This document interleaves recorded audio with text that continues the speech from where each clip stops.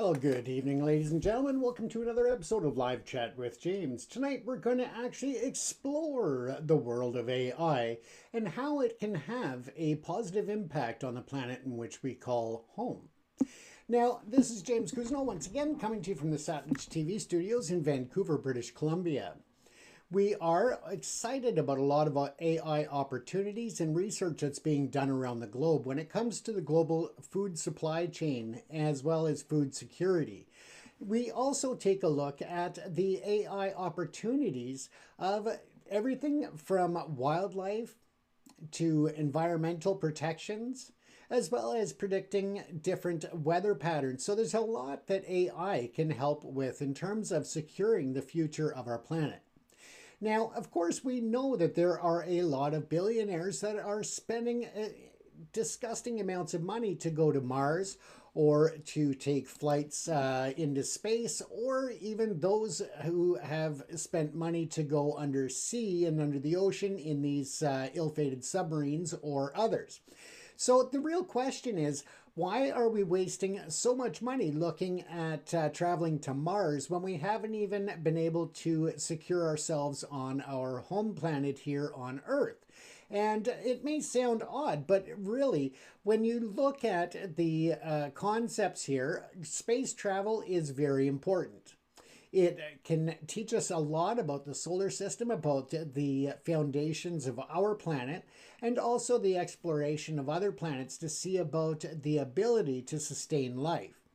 With that said, of course, we also need to appreciate that if we are looking to colonize other planets, is it because of the fact that we are destroying our own? With that said, of course, AI research and development and artificial intelligence gives us the opportunity to help to bring ourselves to a better future in not only food security, but as I said, a lot of other areas. So we'll talk about that.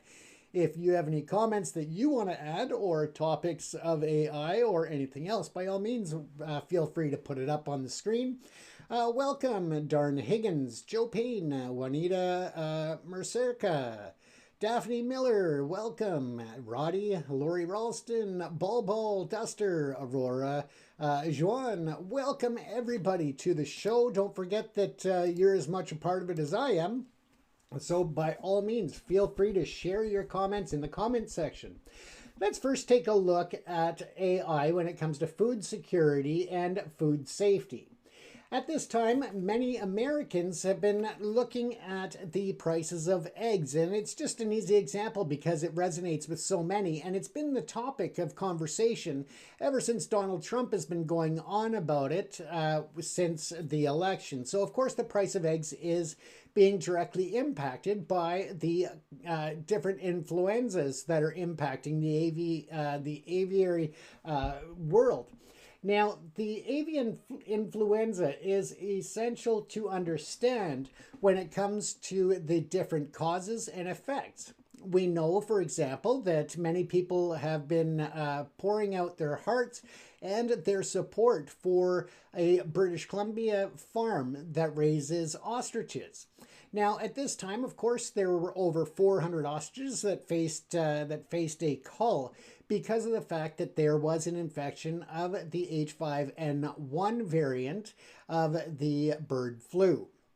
We've also seen bird flu variants in places such as Bangladesh and India that transmitted from the birds to humans, and that goes back to 2019. But again, it's seen as a minor issue because of the fact that it's been such a small percentage and such a small chance of it cross-contaminating to the human species. But it's becoming more of a concern as the variants start to mutate or to expand on themselves or expand in the bird world.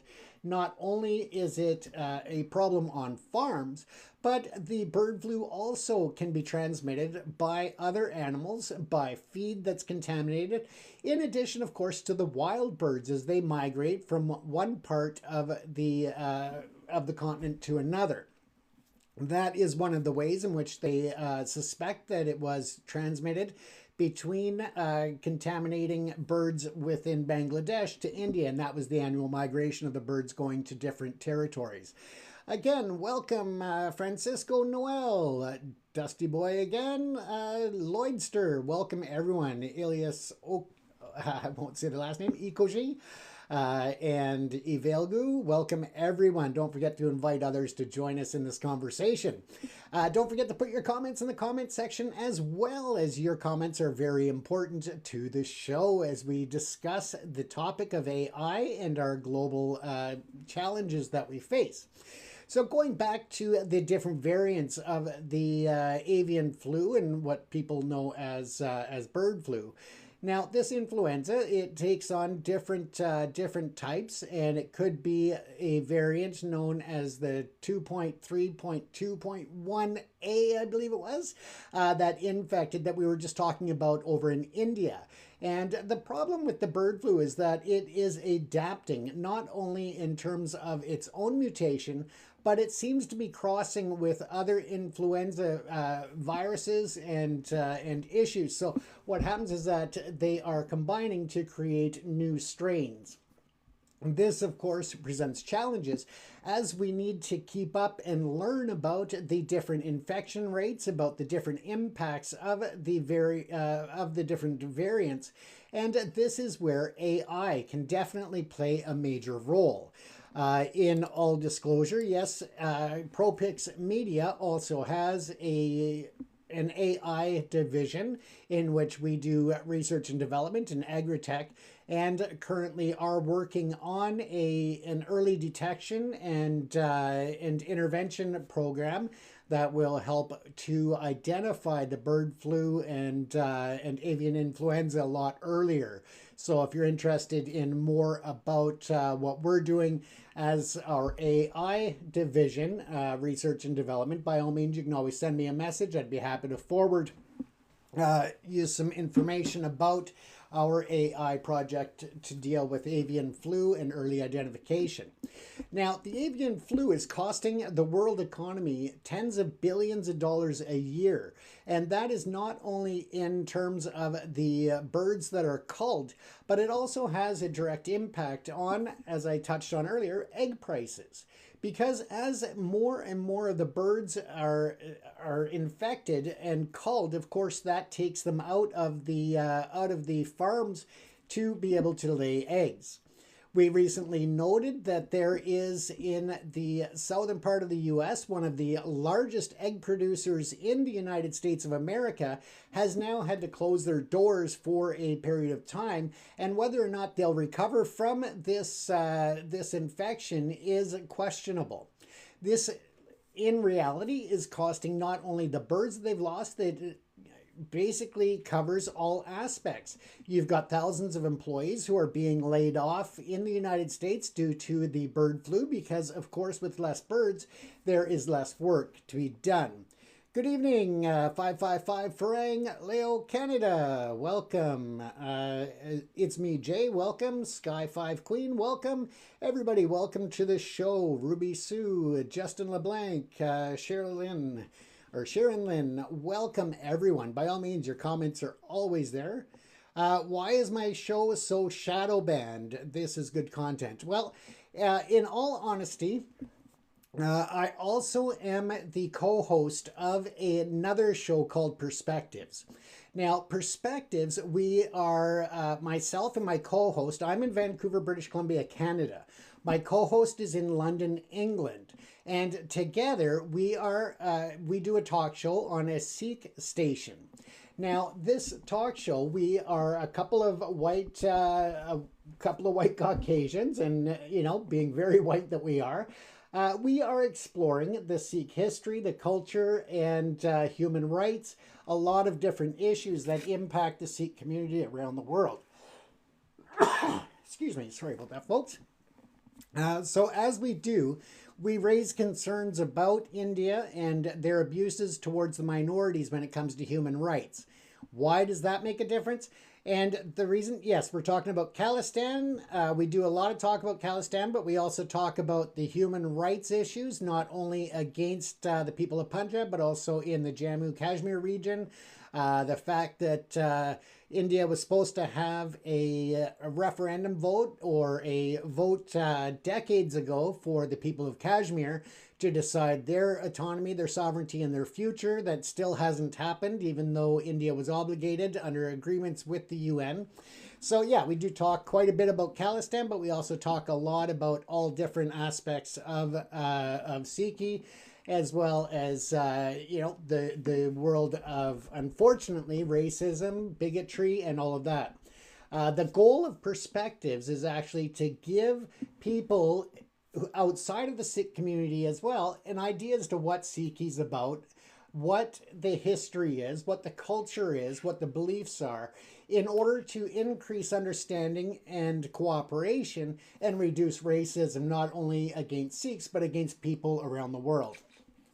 So with that, of course, because we've spoken out about human rights abuses in India, the India government has targeted some of my personal accounts, my ProPix TV account, and our Satluj programs on Satluj TV. So they've targeted all of those, and we are having issues with being shadow banned in a lot of the context of that. So just to kind of give you an idea as to why we're so shadow banned.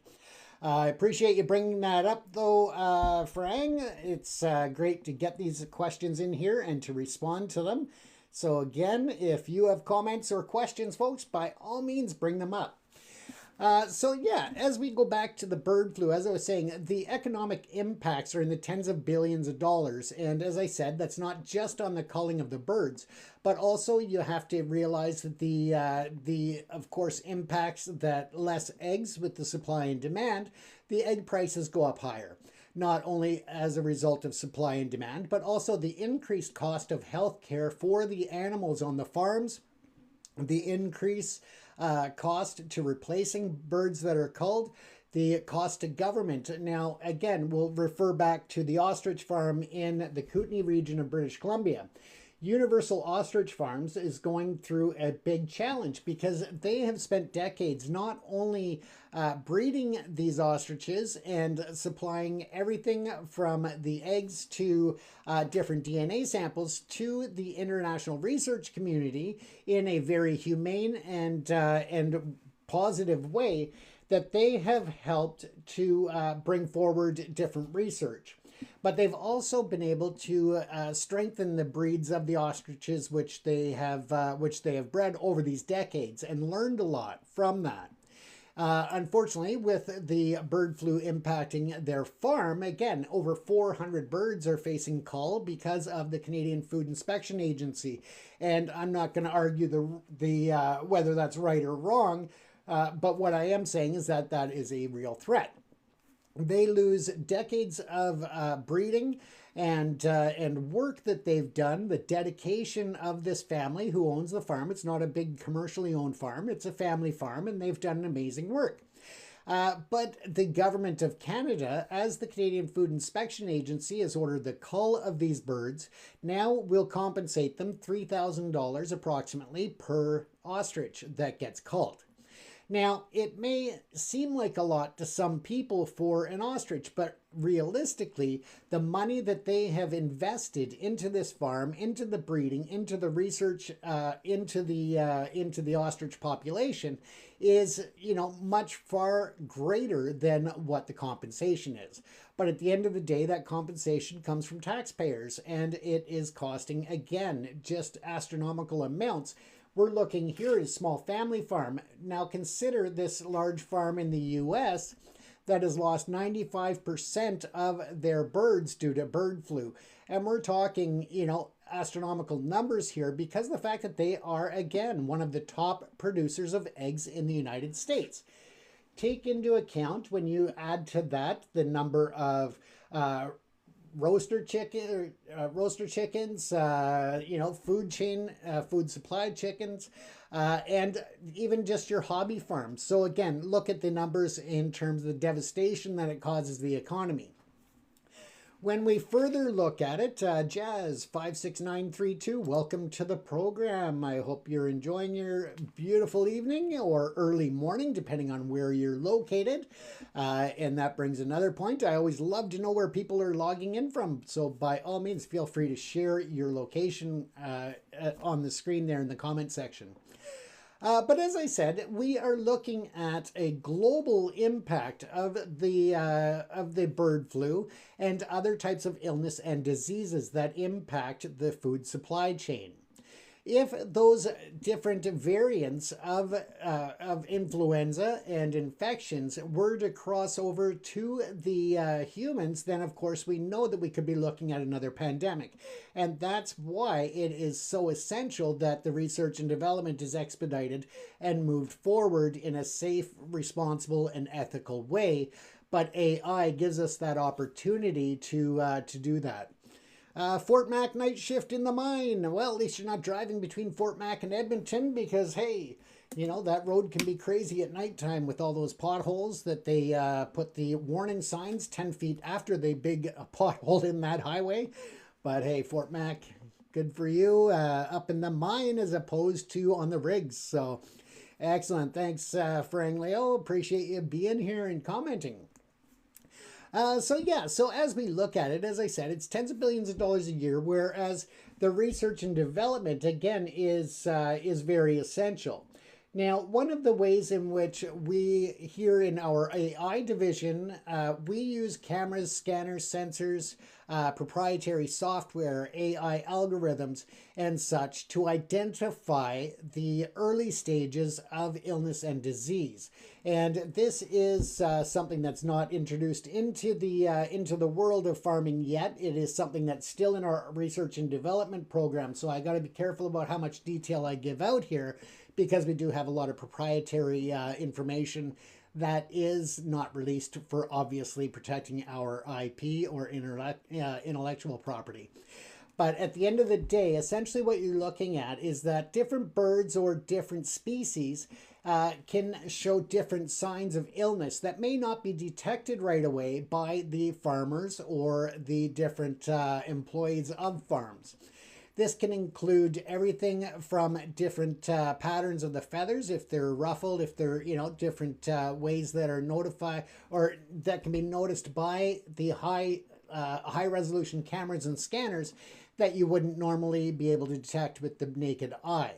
Now, currently, you're looking at approximately a 48-hour advance notification of potential illness in the birds than what you see over the traditional monitoring via the human interaction with them. So again, it has great promise to do that.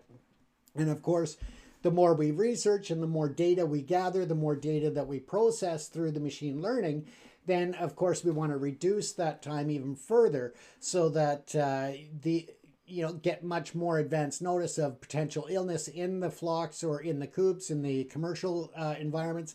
And that, again, allows you to much quicker isolate the potentially sick birds. This, again, turns around and you're able to isolate them, get them away from the main flock, and then increase the safety of that remaining part of the population on the farm. Now, as that is said, of course, this technology that we're developing, and I'm focused on that just because I know, excuse me, sorry, tickle in my throat, because I know a lot more about this technology than I do some of the other programs that are going on around the world. Now, of course, at this point, of course, it is an essential part. And when you look at how this technology works, it can actually down the road be adapted to other areas of farming and wildlife to be able to detect illness and potential contamination or diseases within the wild animal population as well. We know that we've seen in the last several decades, breakouts of certain disease within the wild buffalo and bison populations in North America. We have seen different outbreaks and disease within wild cat or other populations in the animal world.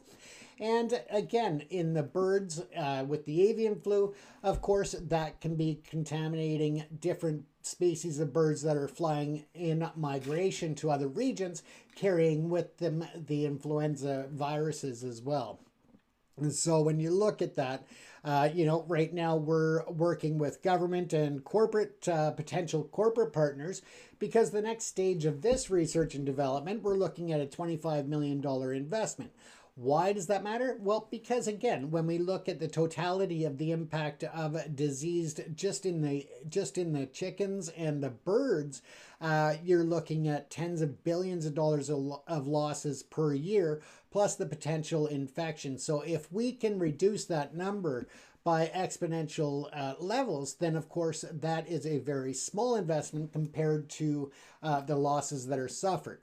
With that, of course, the more research and progress that we make, we can also share our technology with other industries to try and utilize that to protect other parts of the farms, of ranches, and so forth. So it's just a big win for everybody, not only in the food supply chain, but also, horses, wild horses, or ranchers' horses and such.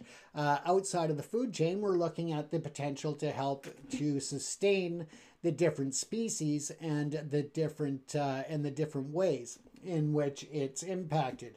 We can also adapt the technology for bees, and we know that there is an issue with the bee population, and of course that's essential to pollination and working farms and so forth. So again, if we can adapt that technology to help with the bee population, that helps as well. So, yeah, the AI technology is pretty amazing in terms of when it is used ethically and responsibly. Unfortunately, not all companies or governments are on board with with giving any type of regulation or controls, and therefore it creates a question of the AI ethical uses that are out there. We know, for example, that with Doge in the US looking to save money with the US government, they utilized a lot of AI software. Now, the problem with that is as you introduce more data into the AI systems, it is data mining. Essentially, they are taking that information to help train the AI systems and the machine learning. Now, what that means for the average everyday American and any foreign citizen that's ever been dealing business-wise or personally in the US, crossing borders, whatever, all of that data has now been transferred to that AI system and in breach of international law, of international privacy, of so many different treaties. But at the end of the day, that is why the US is moving to put off any type of AI regulatory controls for 10 years. And that's exactly why, because there are the major ethical concerns as to how the US government is using it at this time to try to filter out what they consider abuse, fraud, and waste. So again, just a quick one, but let's get back to the food supply chain and the environment. Now, when we talk about the food supply chain, we've covered a lot about the avian flu and the different H5N1 and all of the other variants that are spreading out there. So again, this software can be adapted anywhere in the world for any type of any size of farm or commercial farm or hobby farm. So again, it's really important work that's being done not only by our company on the AI division, but all other companies that are involved in the research and development to further the health of animals, not just in the supply chain, as I said, but also outside of the food supply chain in different industries and, of course, in the wild to help to protect species for the longevity of our planet. Each of the different species out there, whether it's the wolves in the mountains or in the prairies, of course, they play a role in the circle of life and in the species control. Whether it's because they keep down populations of certain other animals or vice versa. It plays a major impact. But again, if there is disease spreading, that can be taken from a wolf when they attack another animal, say a bear, it gets bitten by a wolf, they transfer disease. If that disease or that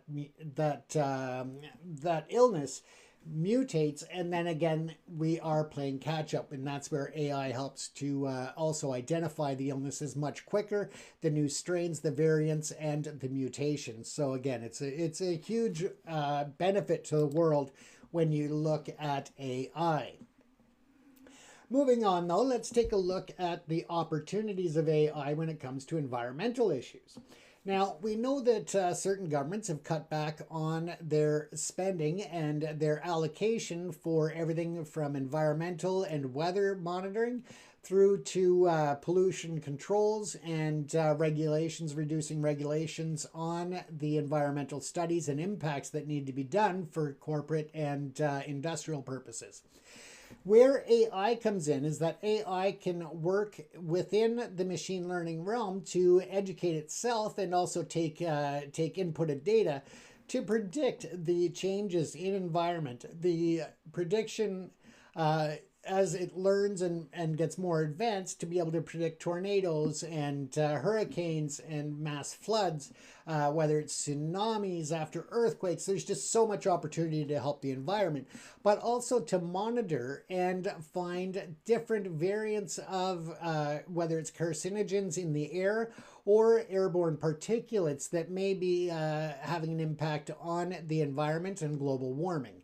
So again, that's where AI can definitely help to advance the opportunities to learn and to develop systems and regulations that comply with the furtherance of saving the planet from the destruction that we as the human species have caused. Now, of course, there are always the challenges of having all different nations on board to match the environmental advances to bring a better global response to global warming or to other environmental risks. And when we talk about that, we can be talking about the garbage and the pollution that washes up as islands in the ocean. We can talk about about all of the chemicals and the dyes that get put into the rivers from the different industries in India or China. But again, they may be flowing into their local ocean reefs and their local regions. But again, it doesn't stay isolated there. It just spreads across the globe. And that is, of course, another concern. But once more, with the advancement of AI monitoring and technology, that allows a quicker response to identify when there are companies that are illegally dumping chemicals or other contaminants into the water systems. We know that in, for example, the region of Punjab, as well as others, there are concerns about other regions and other countries that may be upstream or upriver, and they put their pollutants and contaminants into the water system, and that impacts not only the people using the water down lower river or lower stream, but of course, it also impacts the soil, the contamination of farmland, the contamination of animals who live in habitats along those rivers' edges, or that maybe get seeds or such from the surrounding soil. So again, with the advancement of AI, it helps to do a lot more processing of data and samples and so forth that may take years for the human. Not only because of the shortage of the professionals and those who are educated to monitor and to find these problems, but also because AI can do it in such a shorter time with much greater amounts of data that it can assist. Once again, it's not about AI taking over industry. It's not about AI in itself being there to save the planet. It's about using AI as a tool. Without the AI, of course, you're taking a lot longer to detect and to identify potential illnesses and disease. But at the same time, without the people to use the AI, then the data doesn't get processed. It doesn't get entered, or it just doesn't get looked at when the AI system finds an anomaly or a risk. So again, it's not about replacing people. It's about helping people to work harder, but smarter, and to find solutions. Excuse me. at a much quicker pace. Once again, yeah, if you're interested in more about AI research and development in terms of the bird flu and that technology that we're working on, we do have an information source that we can send out, or an information package that we can email out to people if they're interested in learning more about it. But again, it is limited due to the fact that we have a lot of IP that is being developed and, of course, being protected just to keep it from being exposed to a lot of competitors. As I said, I mean, just this next round, we're looking to raise and bring forward 25 million of investment for the next stage of this research to help identify and deal with the bird flu. So again, we can send you information about it, but at the same time, we do have things that we can't can't disclose for obvious reasons. Other than that, folks, if there's no more comments or questions, I think we'll wrap up the show. So if you have any questions, pdaisy41, welcome. You just caught us at the end of the show. But again, if anybody has any questions, by all means, put them up in the comments section. And if not, we will call it a night on this episode of Live Chat with James. Georgia Coy, welcome to the show. As I said, we're just wrapping up for the night. But again, we will be back on the air tomorrow night at about 12 o'clock a.m. Pacific Standard Time. I'm James Cousineau coming to you for Live Chat with James in Vancouver, British Columbia at the ProPix Media TV studios. Take care, everyone. Stay safe.